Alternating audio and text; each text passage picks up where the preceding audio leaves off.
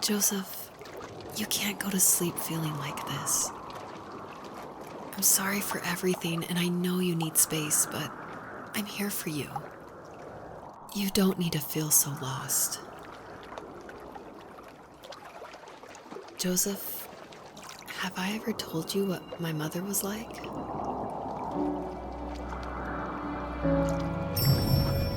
Hello, my name is Elise Wehle, and I was the voice actress for Rachel. I'm also David's wife, so that was convenient for working together. I was actually the voice actress for his first game, Home is Where One Starts, and I guess that I did a good enough job that David wanted me back, so I did the voice acting for this one as well. David definitely coached me through it because I'm pretty inexperienced when it comes to that. Home is Where One Starts was my first time ever doing voice acting of any kind. And we watched a lot of trailers of movies we liked to get the voice right of female leads who were talking in the trailer and try to mimic that and bring that into the game so that had the right kind of feel and the right kind of atmosphere for the voice. My character actually is the same character from Home is Where One Starts. If you've played that game, you probably connected that together. And this is her probably about 15 years later, maybe 20 years later in this game. I was happy to revisit the character of Rachel. We kind of leave her in an ambiguous spot in Home is Where One Starts. It definitely ends on a hopeful note, but there's not a lot of details. And in this game, you see that she's able to move on through a lot of her issues that she had from her abusive home and be able to start her own family and start a new cycle without that abuse, which I think is really inspiring. You know what it's like not to have a mom at home. And you know how hard that made my childhood. What helped me was watching the birds in the morning before the school bus came. I thought that my mother was one of those birds, and it made me want to be free like her. My mom taught me how to fold origami cranes while she was in the hospital.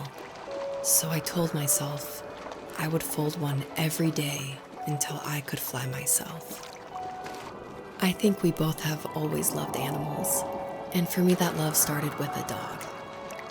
Sometimes this Rottweiler would come up to our property line and wait at the fence for me, but only once in a while. I was sure to check every day immediately after school, and it usually ended in disappointment. I would even steal money from my passed-out dad just so I could buy these off-brand dog biscuits. Even when she did stop by, she never went beyond the fence. Why was she so scared?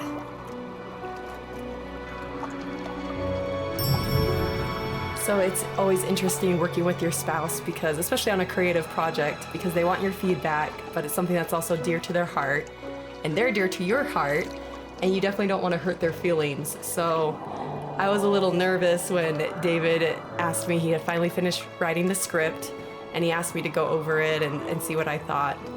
And I had minored in English. I majored in art, but I minored in English, so I felt like I had a little bit of experience.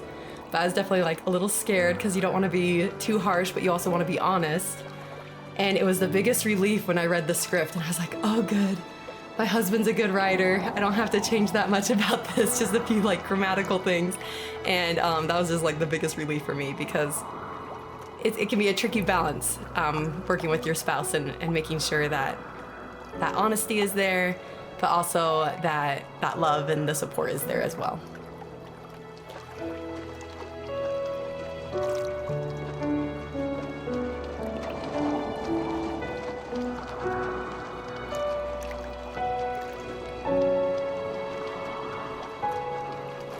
I think my dad was the opposite of your dad in almost every way, except he was in the military as well. He coped with alcohol of every kind. The trailer started falling apart, he got angry, and I withdrew. More and more I became the weird, quiet kid who made lots of origami birds and carried dog biscuits around. I think we were pretty similar when it came to being the weird kids. And that same sincerity in college was one of the reasons I was so drawn to you.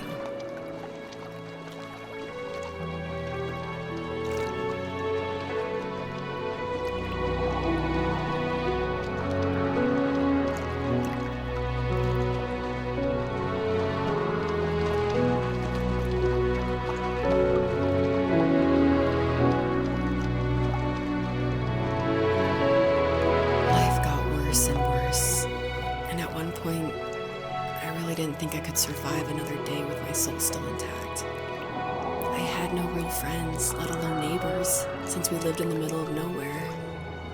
I should have talked to my teacher, but I was scared what he would do if he found out. As I waited for the school bus one morning, I walked around until I found something in an abandoned shed. Something I can't put into words.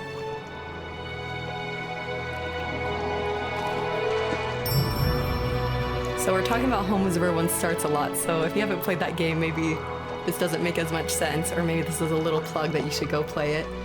But in that game, it actually features one of my artworks. I work as an artist and paper cutting, actually, and David used one of my artworks as a graffitied stencil in Home is Where One Starts that's against the wall of this shack. And it actually shows up again in the first tree, just a fragment of it. The first tree, the title actually comes from one of my artworks that I made back in 2015, I want to say. And I made this artwork while I was pregnant with our first child. And it had a lot of meaning for me, and David actually helped me come up with the title. And he asked, because I was really struggling, I was like, I have no idea what to call this, and I always go to David for title ideas and to bounce ideas off of him, and that's like the only way I can ever come up with a title is by talking with him. So we were talking back and forth and looking at this artwork, and he said, well, what kind of like movies or shows were you watching while you're making the artwork? Because my work's pretty tedious, so sometimes I'll watch a show or do some Netflix binging while I'm creating it. And I was like, oh, I actually watched Tree of Life a ton.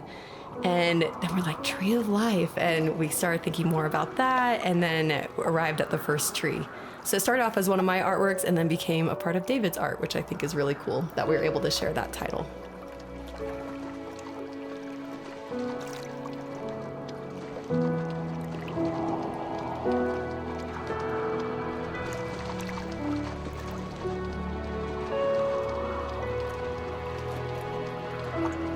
I summoned courage I didn't know I had, and I broke into my dad's room and found the key to the shed where he had locked my bike. I'll never forget that feeling of the wind rushing by my ears as the sun rose over fields of wheat. I was flying for the first time. I biked as far as my legs could take me until I found a house that felt friendly, and that felt like home. Those strangers helped me in so many ways. And if it wasn't for them, I wouldn't have found my foster family. And if it wasn't for my parents, I wouldn't have met you.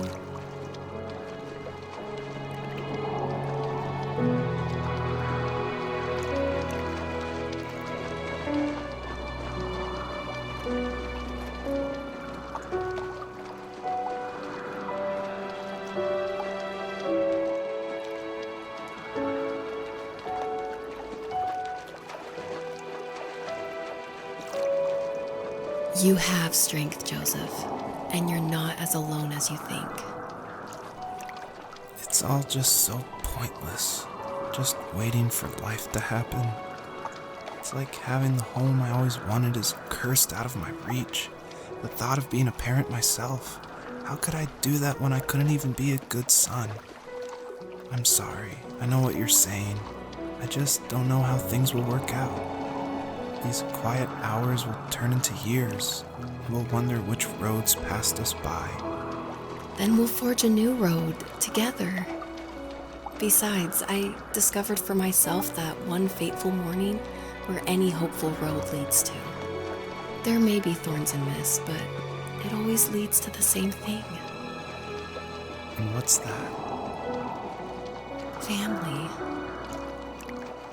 I'm so glad that you're part of my family, Rachel. And I'm glad you're part of mine.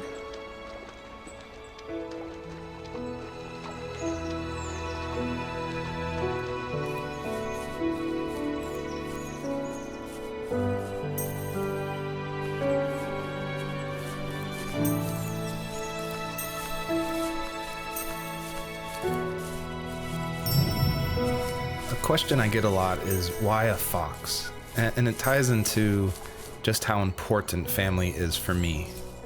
And Fox is actually a family name from my wife's side, from Elise.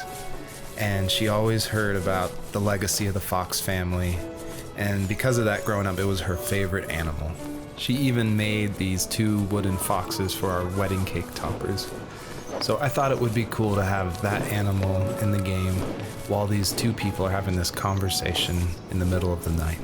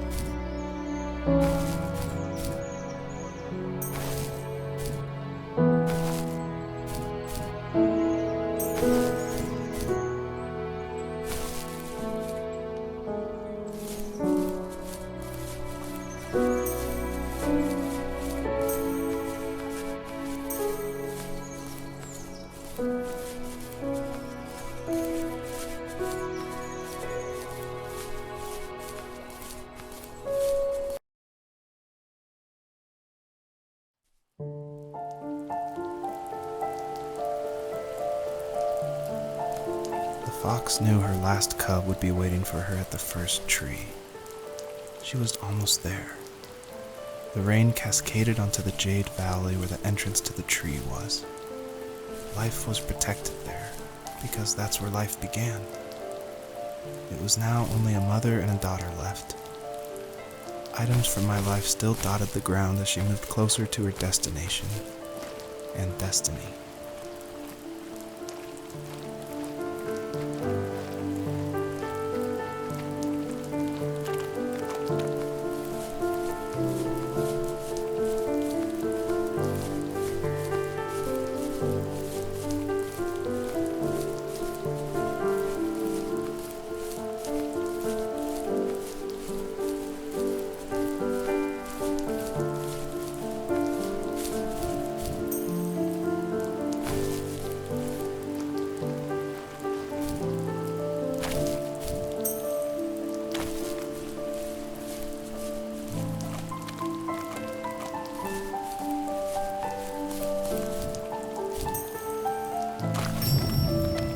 Usually what catches people's attention of the first tree is the visuals, of course.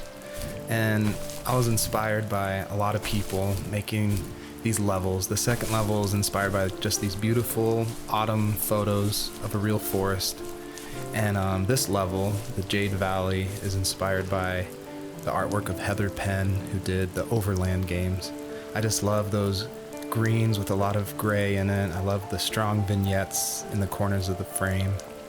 And of course, this environment pack was made by the very talented Swedish designer Mikael Gustafsson. And of course, his initial designs inspired me, and I was able to build off of that. And I'm really grateful that he allowed his environment pack to be made publicly available. At the end of high school, I felt something I hadn't felt in a long time. Drive. I looked into the best architecture schools on the West Coast, then got a dose of reality when looking at other students' portfolios and the high cost of tuition. I still wanted to be something, to be the next Alvaro Siza, and to make those thousands of sketches worth something in my grand history. But now even an internship sounds impossible. Siza helped me understand how essential emotion is in architecture, and he also said light is the real composer of space. I like to think these glints of light, like not finding a job or even a strange dream about a fox, are something I should be thankful for, even if the illuminated space is something I'm less than comfortable with.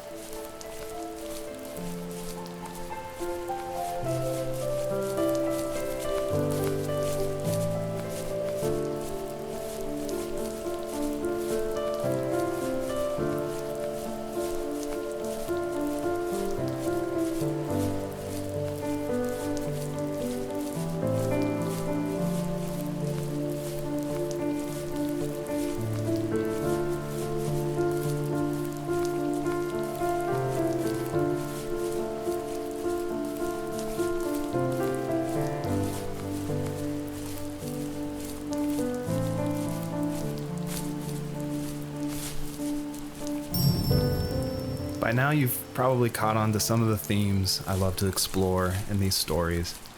And the big one is of this tree, the first tree on Earth. And a lot of people have asked me, what does that mean? Why a tree? And basically, it boils down to this delicate balance between nature and its relationship with life and death. And I love these stories where they put like these microscopic relationships, like something of like a father and a son, and juxtapose it next to this epic story of like the creation of the universe and the first tree on Earth, and how they can be equally as important, because in my mind, like, my family is as important as like the creation of the Earth. And it reminds me of like some of the stories I love, like The Road by Cormac McCarthy, or The Tree of Life by Terrence Malick.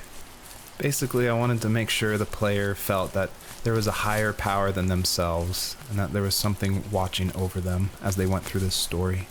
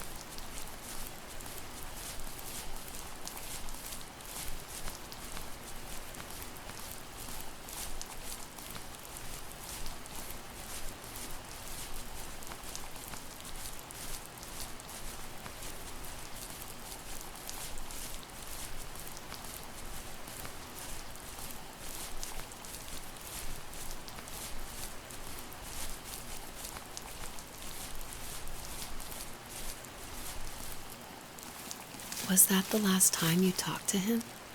No, I called on holidays, and he would call on my birthday. I guess we acted like nothing ever happened, which was stupid.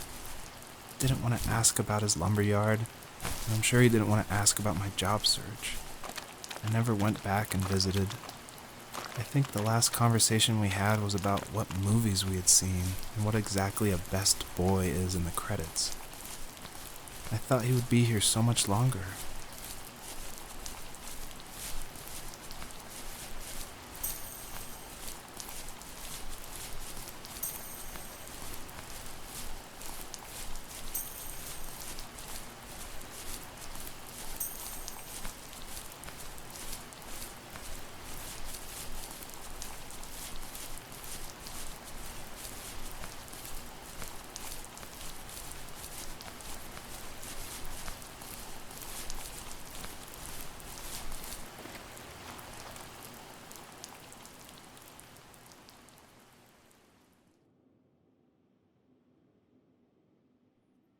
In the distance, the first tree illuminated the wasteland. She couldn't go home anymore. She did the only thing she was capable of: moving forward. My dad died alone in the middle of the wilderness. I should have been talking to him more. I should have done a lot of things differently. If the first tree on earth brought life with it, if it taught the birds to sing and fly and showed saplings how to grow, what could it do for us?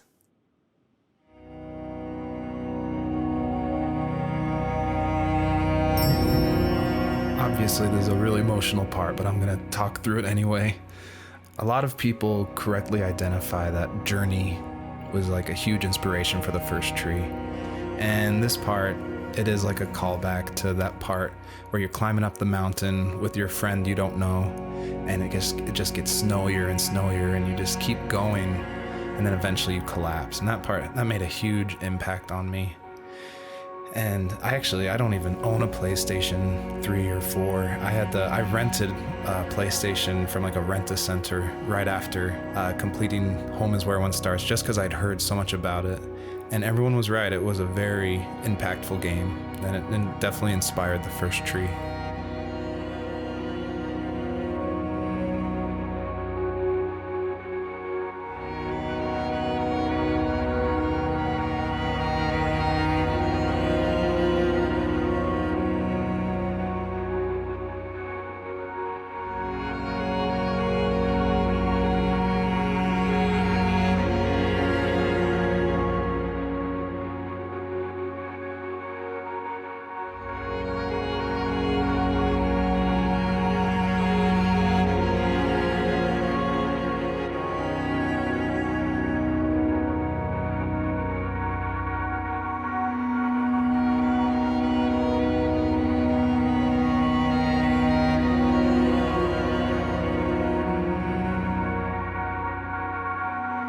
There was a letter I received yesterday from a name I didn't recognize, with a quote I can't stop thinking about.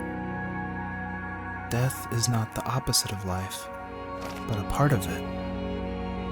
More and more, I'm realizing one important truth. Each of us have our own journey to the first tree, but sometimes I'm not sure I'm ready to take that first step. You already have my love.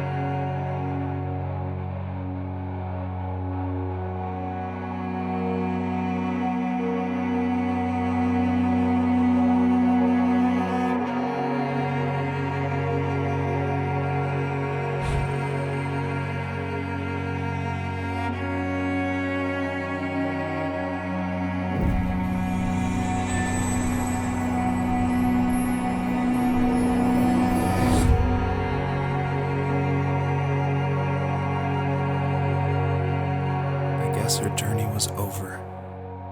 But I have no idea. It was only a dream, a distraction from tomorrow. I don't think dreams normally bring back to memory so many important feelings. Maybe it was just a dream, but it was also a gift. Yeah, I suppose. But tomorrow we're getting on a plane to the last place on Earth I want to be. The only person that would have made the trip worth it is gone. You're going to see him and be with him one last time before you say goodbye. I have one last quote for you by Emerson, sealed in an imaginary letter from me to you. It is the secret of the world that all things subsist and do not die, but only retire a little from sight and afterward return again. Go to sleep, my love. We have a big day tomorrow, but I'll be there with you every step of the way. Thank you. Thanks for listening. Good night, Rachel. Good night, Joseph.